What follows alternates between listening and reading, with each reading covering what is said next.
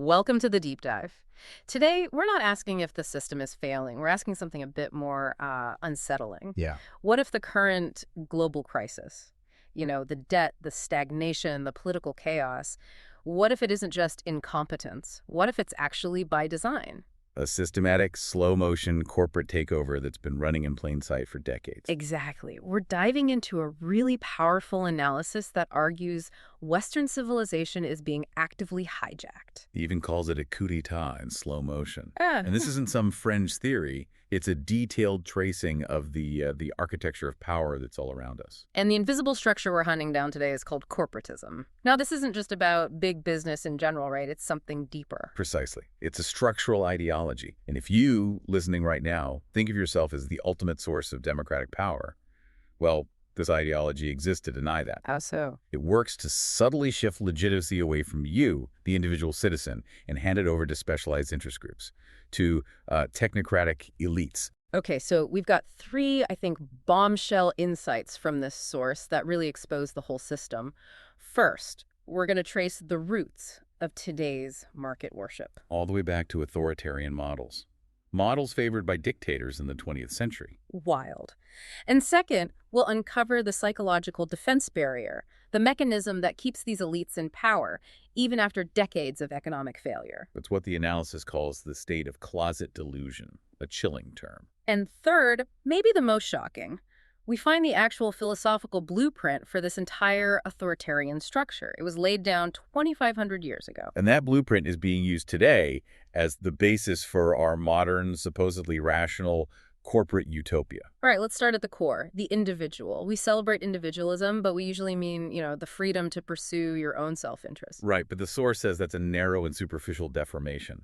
It actually calls that interpretation the hijacking of our civilization itself. A hijacking of the idea of the individual. Yes. The problem isn't the individual, it's framing it as just self-absorption. Because once you're focused only on your own ambition, your own consumption, you become passive. And that's what they want. That passivity, that conformity, is essential for corporatism to thrive. It puts on a mask of rationality.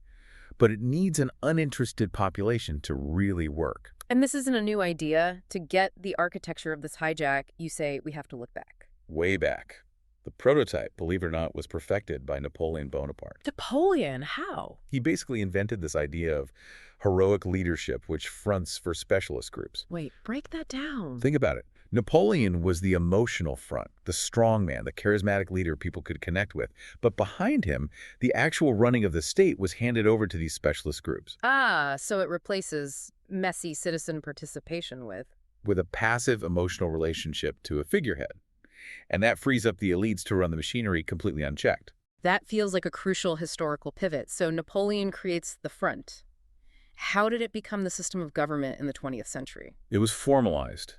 First by Bismarck in Germany, and then it saw its moment of glory under dictators. Like Mussolini. Exactly. Mussolini in Italy, Salazar in Portugal, what we call neocorporatism today. It still has that core message. Shift legitimacy from the citizen to the group. Okay, I need a clearer definition here. This neocorporatism, are we just talking about, big tech companies getting tax breaks? Or is it something more fundamental? It's much deeper. It's really a return to a kind of medieval hierarchical order. Medieval? Yeah. Instead of the state focusing on the public good, Yeah. it just becomes a referee, a mechanism for managing these powerful, self-interested guilds, industry bodies, big unions, advisory boards. The state's purpose is no longer serving you, the citizen. It's just serving the stability of the groups that run the economy. That is incredibly cynical. But, okay, what about the claim that this whole thing has an ancestor from 2,500 years ago? How does Mussolini's boardroom connect to ancient Greece? This is where it gets really interesting. The blueprint for this whole authoritarian utopia, Yeah. one that structurally denies real freedom, is traced all the way back to Plato. The source actually brands Plato as the father of ideology. That's a huge claim. We think of Plato as the father of Western philosophy. Why him? Because, the argument goes, Plato married two concepts. He took the Homeric idea of inevitability, that destiny, the gods, rule everything, and he fused it with the power of human reason. Okay. So by fusing this idea of a fixed eternal order with the idea that an elite few can rationally understand and implement it, he created the basis for an authoritarian system, one where specialists, his philosopher kings, must rule the masses. It's that Platonic vision of a fixed, expert-led order that is being pressed on us today. That sets up the architecture perfectly, but it leads to a huge question. If this model is so old and it has failed so often, I mean, the source says the West has been in an economic depression since 1973, so why does this power structure keep going? This is the psychological mechanism. Denial. The managerial elites running this thing, they simply cannot admit failure. When these sophisticated people are confronted by their own stagnation, they build a wall between themselves and reality. They create an artificial sense of well-being on the inside. That's the closet delusion. Exactly. They just retreat into their own certitude. So the ruling class knows it's failing, but they invent a whole internal mythology to protect their egos. Absolutely. And part of that mythology is this childlike certainty that management equals doing, that their presence is productive. Right. But let's run that through the truth meter for a second, using the foundational texts of economics. Adam Smith explicitly put management in the unproductive labor category. Unproductive. I always think of managers as essential. What did Smith mean by that? He meant they are idle consumers. They consume the wealth that is actually produced by the industrious, the people directly creating value. Yeah. The managerial class is needed for organization, sure, but their function is administrative. It's not generative. And today, that class is, what, 30 to 50% of society? If that whole segment is fundamentally unproductive, like Smith would argue, then the source is right. The cost is far too high. It's a dangerously unconscious civilization. And that cost is hidden by propaganda, by controlling language. The corporatist structures use specialized dialects, rhetoric, jargon, all to keep the citizen confused and off balance. We've seen that before in history, too, and it's deeply unsettling. The analysis cites regimes using sterile technical language for horrific acts. It does. It points to the Nazis. They used engineering or business terms for unpleasant tasks. Yeah. So abolishing political parties was putting into the same gear. Mass extermination became special handling. It just abstracts the human cost away. And the modern echo of that, I mean, it's not violent, but it's just as effective. Getting rid of thousands of workers is never mass unemployment. It's just downsizing. Or dégraissage in French, which literally means defatting, skimming the cream. It's all designed to deny human reality. And that extends right into the financial world. The money markets. $1 trillion a day. It's pure inflation, imaginary money, because it's totally disconnected from real production. And yet this imaginary system holds total sway over the real economy. And if this arbitrary global system run by these elites is consuming all the actual wealth, then someone has to pay the bill. How do they cover up the cost of the coup?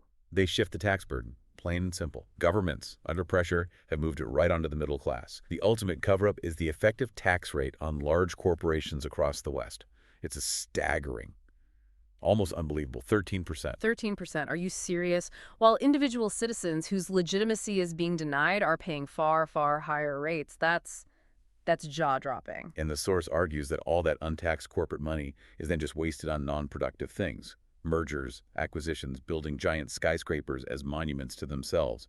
It's an economic structure that just institutionalizes waste. So, let's step back. What are the implications for us right now? We're living with this unbreakable chain of unemployment, debt, inflation, and no real growth since the 70s. And when a new crisis hits, what's the first thing they do? Their go-to move, their certitude, is to cut away the life preservers. All the things society put in place after 1929. The immediate response is always austerity, always cutting social safety nets. This has to affect our democracy. I mean, we still have freedom of speech, but if it has little practical effect on reality, if the real decisions are being made by these specialist groups anyway, then our voice is just like decorative. That's the key. That's the mechanism of control. They don't ban speech. They just limit its utility. They flood us with so much information, so much jargon and propaganda that the world becomes opaque.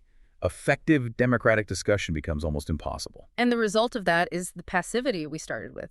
The individual is reduced from a citizen to a subject, relieved of any real responsibility. You're just a unit of labor, not a participant. And here's the deeper sort of existential twist. Our civilization has become obsessed with the individual unconscious.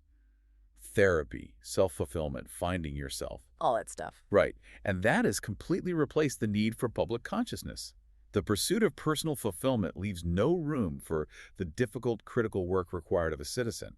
And that's how you get an unconscious civilization. So we're living in a corporatist society with soft pretensions to democracy. And when people do finally react, you get this angry populism, which, ironically, the system can then manipulate through referenda. Exactly. Reducing complex issues to simple emotive choices they can control. Okay, let's just consolidate the bombshells from this deep dive. First, the ideology running things now is a direct descendant of authoritarian models. Yeah. Plato, Mussolini, rule by specialists. Right. Second, the managerial class stays in power through denial, that closet delusion, while shielding themselves with a 13% effective corporate tax rate. Third, our obsession with the private self, with self-fulfillment, is a weakness. It's actively stopping us from being engaged public citizens. And fourth, and this is vital, democracy is not a market outcome.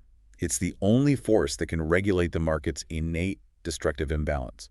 The system won't fix itself. The source says the fault isn't in our stars, but in ourselves if we stay passive. Our salvation is rejecting that passivity. Indeed. Corporatism needs the citizen's desire for comfort, for certainty.